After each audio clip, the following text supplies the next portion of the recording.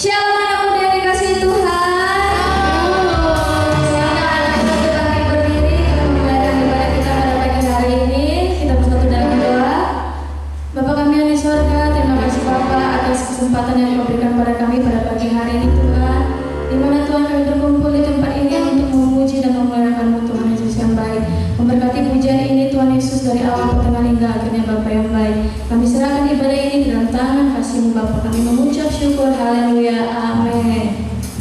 Kita mengangkat pujian kita, haleluya, memuji-Mu Tuhan.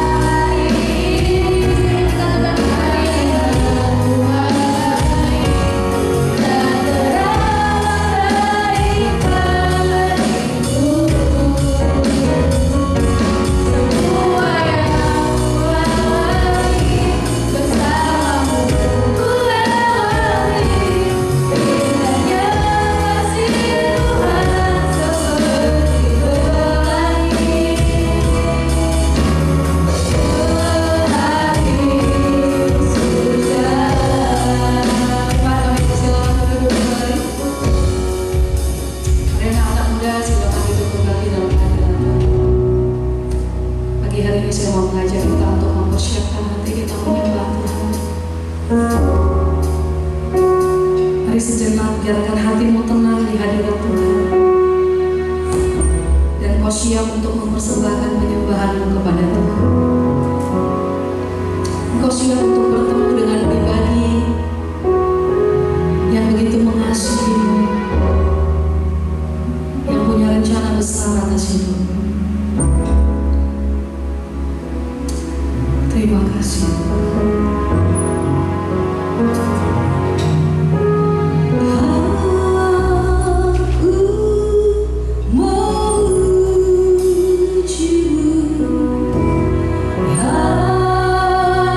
Aku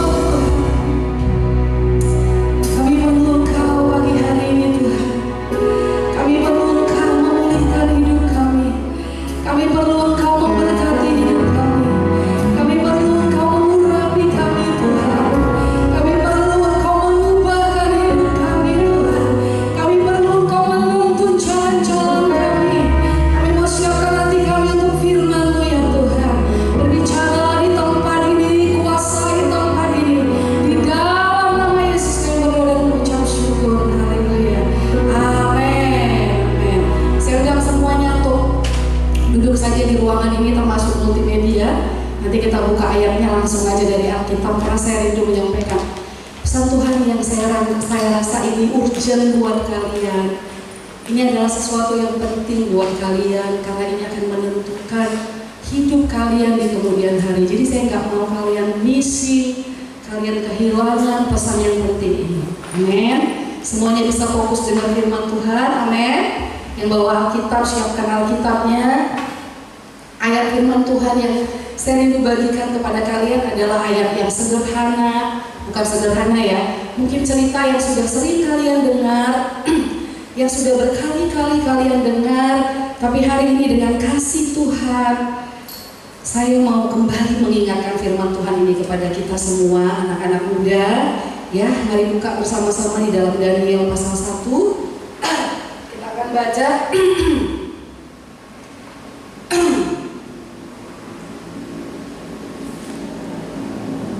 Daniel pasal 1 ayat 1 sampai dengan ayatnya yang ke-6 ya. Kita baca, saya baca ayat 1, nanti teman-teman anak-anak muda baca ayat 2, demikian kita bergantian ya. Pada tahun yang ketiga pemerintahan Yoyakim Raja Yehuda, datanglah Nebukadnezar Raja Babel ke Yerusalem lalu mengepung kota itu. Ayat 2.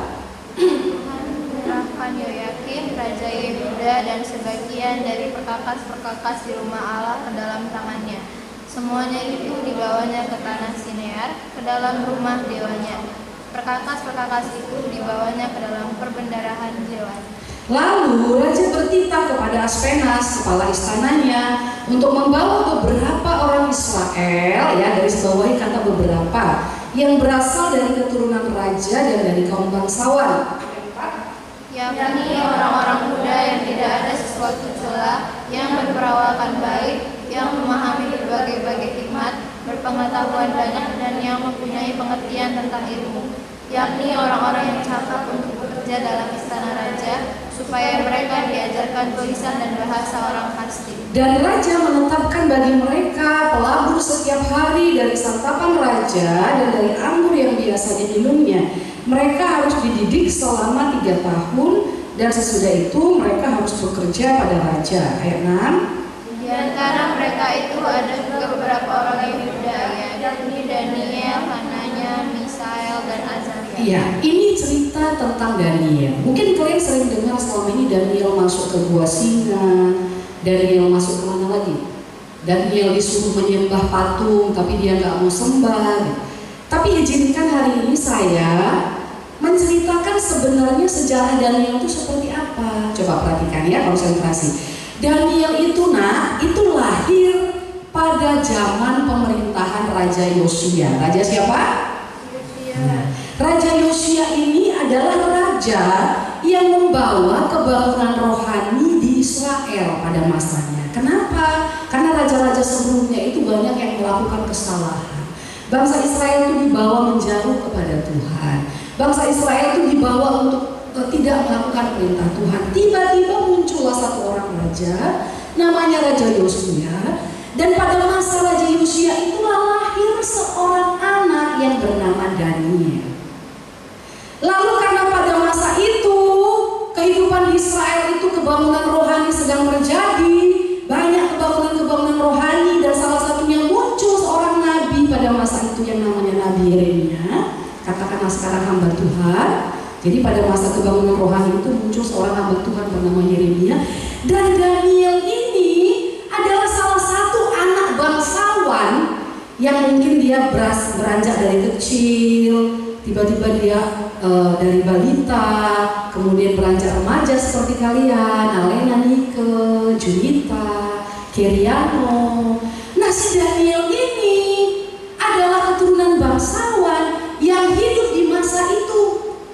Ya, dia hidup di masa Raja Yosia yang sedang memimpin kegerakan rohani. Kemudian muncul juga hamba Tuhan yaitu Nabi Yeremia yang sering sekali memberitakan firman Tuhan. Dan si Daniel ini adalah salah satu anak yang bertumbuh, berkembang di dalam komunitas rohani yang benar. Tapi seiring dengan berjalannya waktu, ketika Daniel juga bertambah dewasa, tiba-tiba kan raja itu berganti. Lalu pergantian raja terjadi dan terjadilah ayat ini. Raja Yoyakim itu memerintah di Yehuda. Dan Raja Yoyakim ini bukanlah raja yang seperti Yosia. Akhirnya bangsa Israel tadi kembali lagi melakukan apa yang jahat, kembali lagi hidup tidak benar di hadapan Tuhan. Akibat ketidaktaatan mereka, mereka ditawan sama bangsa Babel. Jadi bayangkan ya, kalian hidup di zaman itu, Alena, bayangkan sebentar, kamu tumbuh besar kecil, dari kecil besar remaja udah kira-kira SMP. Kamu ibadah, dengar khotbah, dengar firman, tiba-tiba negaramu diserang. Bangsamu dihancurkan di babak belur. Dan kamu sama keluargamu jadi tawanan. Itu yang dialami Daniel. Supaya ngerti dulu ceritanya. Ya. Jadi di tengah dia sudah dengar firman, dimuridkan, dia dipersiapkan, udah penuh, udah tahu firman Tuhan, tiba-tiba negaranya diancam, ditawan ke Babel, diporak-porandakan. Bait Allah yang tadinya tempat mereka beribadah, tempat mereka dengar firman, itu dihancurkan. Ibaratnya sekarang itu ada lagi tempat ibadah. Dan yang dibawa. Dan tahukah kalian apa yang terjadi pada masa itu? Itu adalah masa traumatis. Kenapa? Yang namanya dijajah itu bangsa Babel terkenal dengan bangsa yang kejam. Mereka itu orang-orang Kasdim, orang-orang Timur Tengah. Ya, sekarang itu Babel itu Irak. Ya, jadi kalau ditanya di mana Babel sekarang, di Irak, negara Irak. Dan pada masa itu supaya kalian tahu, itu banyak orang-orang yang mati dibunuh. Ya namanya dijajah. Tetapi dengarkan, Tuhan berperkara atas kehidupan Daniel. Lihat di ayatnya yang ketiga. Yuk, lihat ayatnya yang ketiga. Lalu raja bertitah kepada Aspenas, kepala istananya, untuk membawa beberapa orang Israel yang berasal dari keturunan raja dan dari kaum bangsawan, yakni orang-orang muda yang tidak ada suatu celah, yang berperawakan baik, yang memahami berbagai-bagai hikmat, berpengetahuan banyak, yang mempunyai pengertian. Singkat cerita, ditemukanlah si Daniel ini dan teman-temannya. Jadi di tengah anak-anak muda yang lain dibinasakan, dibunuh, ya, dan itu menjadi masa-masa yang traumatik bagi bangsa Israel. 70 tahun mereka itu di pembuangan, dianiaya, dijajah, banyak generasi muda mereka yang mati. Tetapi Tuhan berperkara atas 4 anak-anak muda yang namanya Daniel, yang namanya Syadrak, yang namanya Mesak, yang namanya Abednego. Amin. Jadi jangan anggap kebetulan kalau hari ini kalian itu sedang dimuridkan dalam sebuah gereja. Mungkin hari ini kalian dimuridkan dalam pelayanan Yud, sama seperti Daniel waktu masa mudanya, dia ada di bawah pemerintahan Raja Yosia, dia ada di bawah pelayanan Nabi Yeremia. Mungkin Daniel pada masa mudanya, masa kecilnya sering dengar firman. Ketika Yeremia memberitakan firman, dia dengar-dengaran, dia konsentrasi, dan itu semua tidak ada yang kebetulan. Ternyata Tuhan mau lakukan sesuatu 14 tahun, mungkin 10-14 tahun mungkin ke depan, ketika bangsanya diporak-porandakan, dia muncul sebagai pahlawan di tengah keadaan yang porak-poranda. Dengan baik anak-anak, kita nggak pernah tahu zaman ke depan kita itu seperti apa, bangsa kita ke depan itu seperti apa. Jadi kalau hari ini Alena, Junita, Nika sedang dimuridkan di gereja ini, jangan pernah anggap main-main waktu yang kalian miliki untuk dengar-dengar firman Tuhan. Jadi jangan pernah anggap main-main waktu yang kalian punya untuk menyembah Tuhan. Karena mungkin saja waktu yang hari ini kalian punya untuk dimuridkan, untuk diajari, Tuhan sedang persiapkan kalian untuk menjadi Daniel masa yang akan datang. Amin. Bukan nakutin nanti terjadi apa di Indonesia, enggak. Tapi tahukah kalian bahwa gak ada yang kebetulan di dunia ini, nah. Bahkan ketika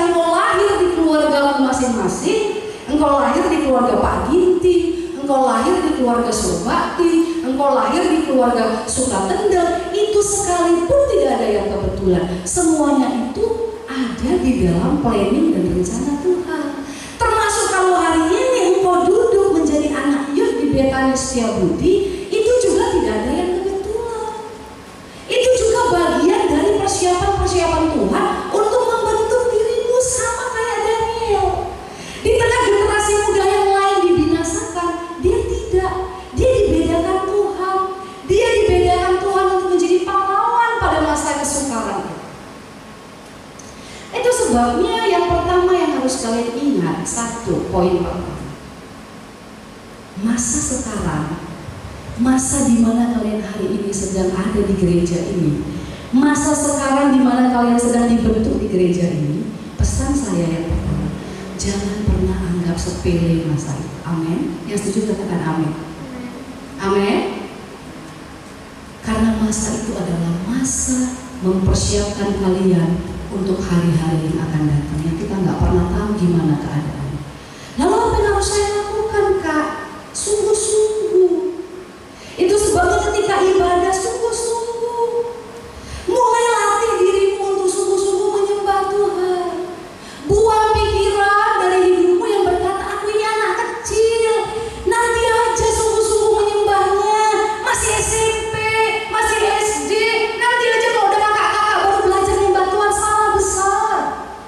Daniel waktu dari kecil, dia itu sering ada di bait Allah. Dia ada di komunitas anak-anak Tuhan.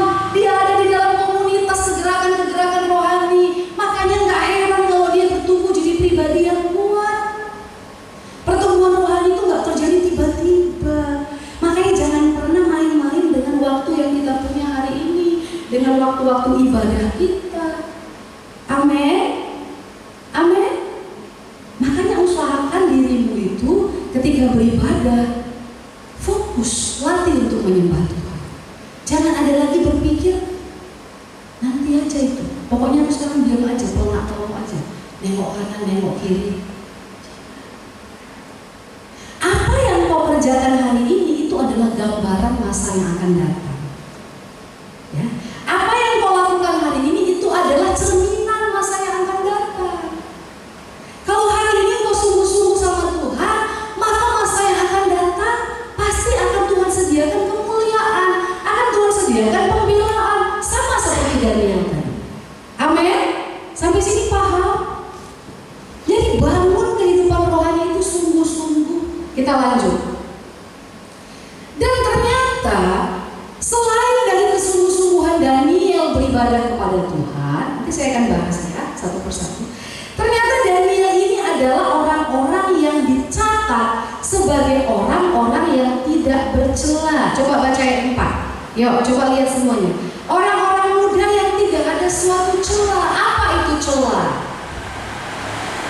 Daniel adalah orang-orang muda yang mempunyai, perhatikan, moralitas yang baik. Moralitas yang baik, karakter yang baik. Ternyata Daniel ini dikenal sebagai orang yang tidak bercela, tidak punya kelakuan-kelakuan buruk, moral yang tidak baik. Moral itu, di dalam moral itu ada apa aja? Perhatikan, di dalam moralitas itu ada sopan santun. Kemudian di dalam moralitas itu ada apa lagi? Tata krama, etika. Ya. Jadi anak-anak muda, mulai sekarang latih dirimu untuk punya moral yang baik. Di tengah zaman yang moralitasnya rusak, coba perhatikan sekarang di luar sana. Kan gak ada lagi orang yang peduli dengan moralitas. Semuanya hidup semau gue kan. Ya SMP, SMA, mahasiswa, semuanya hidup semau gue. Tidak ada lagi yang namanya moralitas. Mau dia pacarannya gimana-gimana, mau dia memperlakukan orang yang lebih tuanya gimana, sopan santun semakin menurun, etika semakin menurun. Daniel dicatat di tengah bangsa yang hancur itu, ternyata dia dicatat sebagai orang yang tidak bercela. Katakan amin. Mana suaranya? Amin. Hah? Ini terpana, tertegur, tertembak atau apa ini?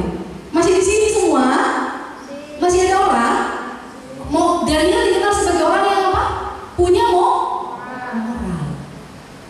dalam moralitas itu ada etika. Belajar punya jadi anak-anak muda yang beretika. Apa contoh etika, Bu? Ngomong sama orang yang lebih tua itu etika. Coba perhatikan bagaimana hari ini kita bicara dengan orang yang lebih tua.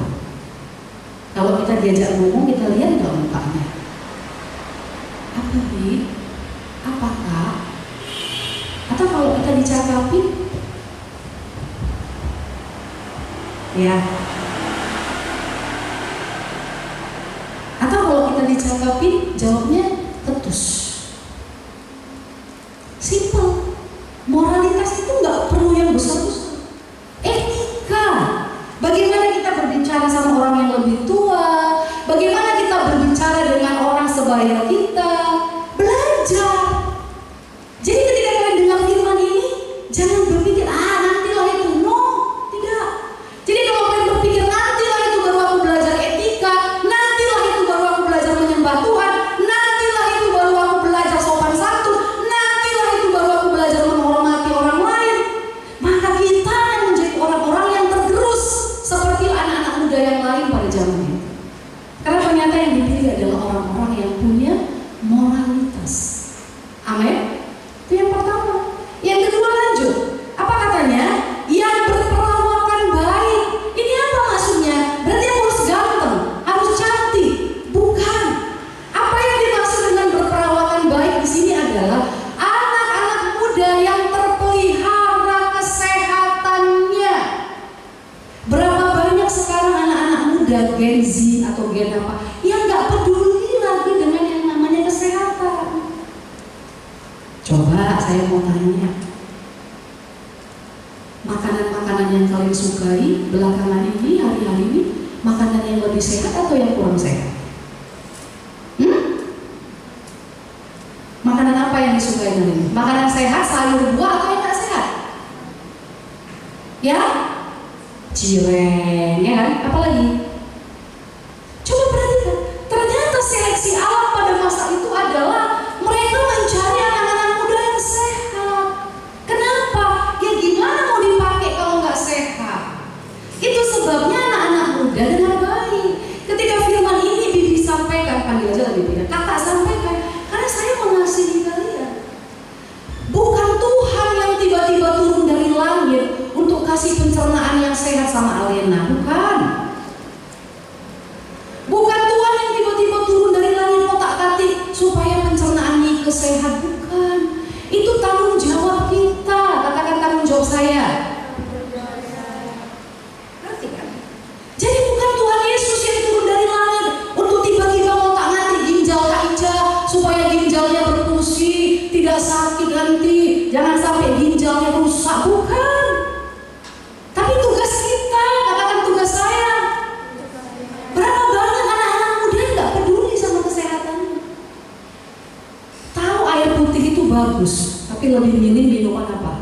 Fanta, Sprite, boba. Wah. Jadi khotbah hari ini bukan khotbah yang gimana-gimana ya. Ini khotbah yang bisa kalian terapkan dalam hidup sehari-hari. Yang pertama tadi, hargai waktu hari ini. Waktu kalian dimuridkan di gereja, waktu kalian ikut ibadah yud, waktu kalian dengar firman Tuhan, pesan pertama tadi, hargai. Jangan anggap sepele, manfaatkan waktu orang menyembah, latih diri kalian menyembah Tuhan. Amin. Nggak ada lagi di sini anak-anak yud yang waktu menyembah mencela-mencela, bingung sana sini. Latih. Kan paling cuma 10 menit kita menyembah Tuhan. Mulai ikut sama kakak-kakak WL, ikut sama kakak-kakak singer. Mereka sembah Tuhan, haleluya. Haleluya. Mulai latih diri kalian untuk mengasihi Tuhan, untuk merindukan Tuhan. Ya. Karena semua itu akan menentukan masa depan kalian. Itu akan cerminan hari depan kalian. Jadi tadi katanya orang yang berperawakan baik, orang yang mengetahui cara menjaga kesehatannya. Amin. Bagaimana pola makan kalian, bagaimana kalian menjaga kesehatan kalian, itu tanggung jawab kalian. Lalu apa lagi?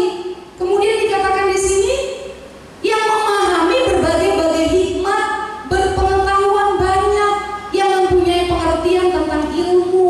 Kira-kira Bahasa Mandarin itu ilmu apa enggak? Hah? Ilmu.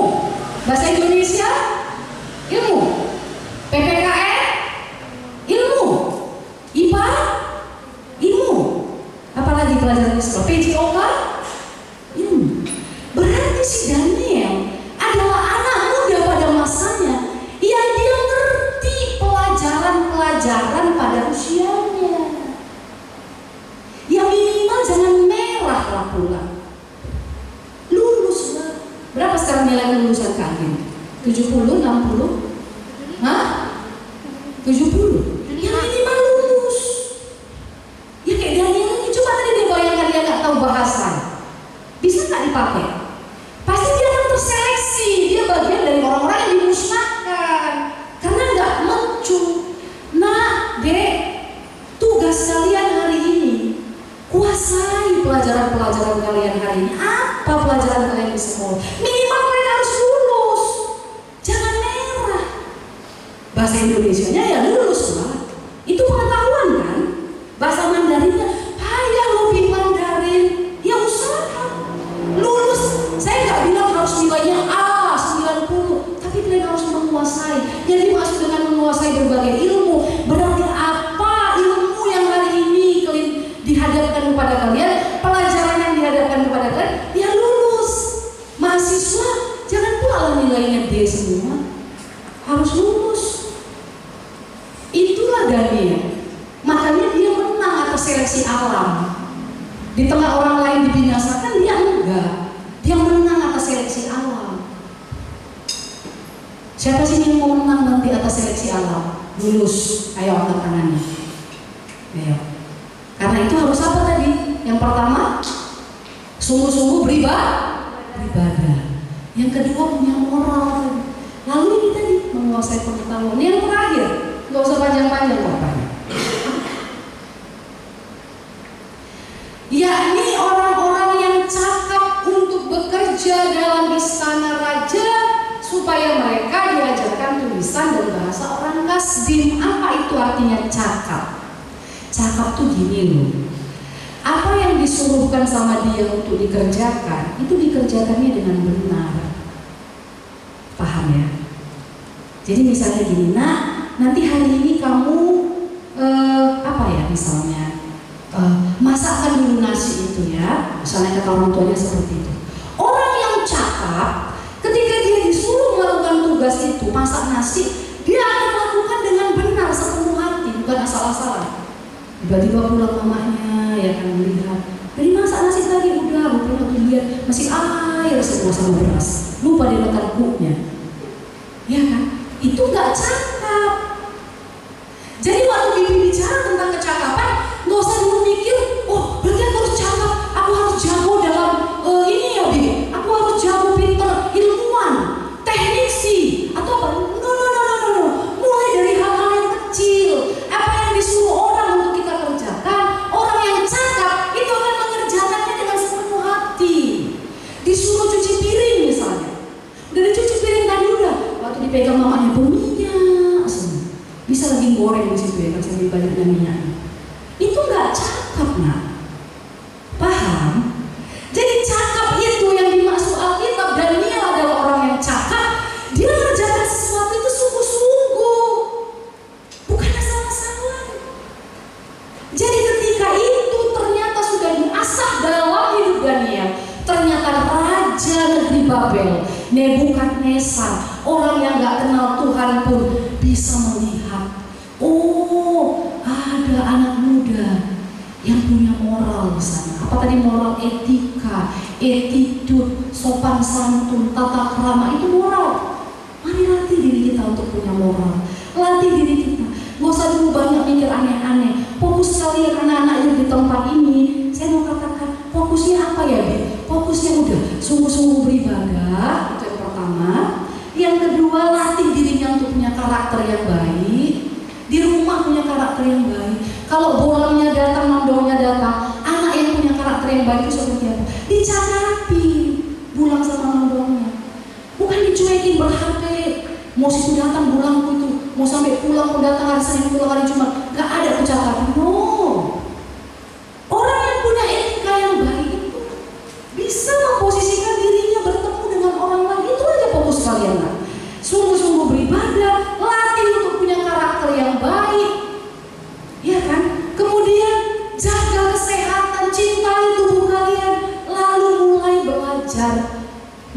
segala sesuatu dengan cara yang benar. Maka kalian akan menjadi anak-anak muda seperti Daniel pada masanya. Dia dibedakan dari orang lain yang binasa. Dia tidak. Dia muncul sebagai pahlawan. Amin. Mari bangkit berdiri. Tuhan Yesus memberkati. Kita berdoa kepada Tuhan.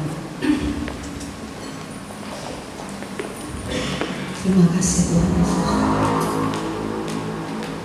Syukur ya Tuhan. Kita kembali dengan pujian tadi. Aku memujimu, aku menyembah mereka saja.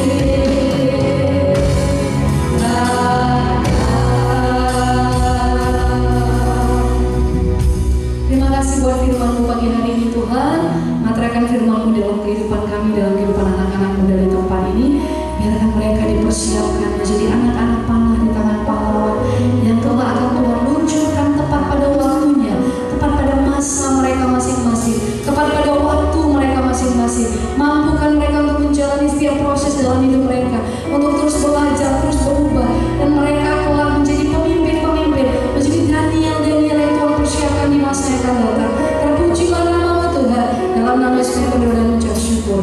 Amin.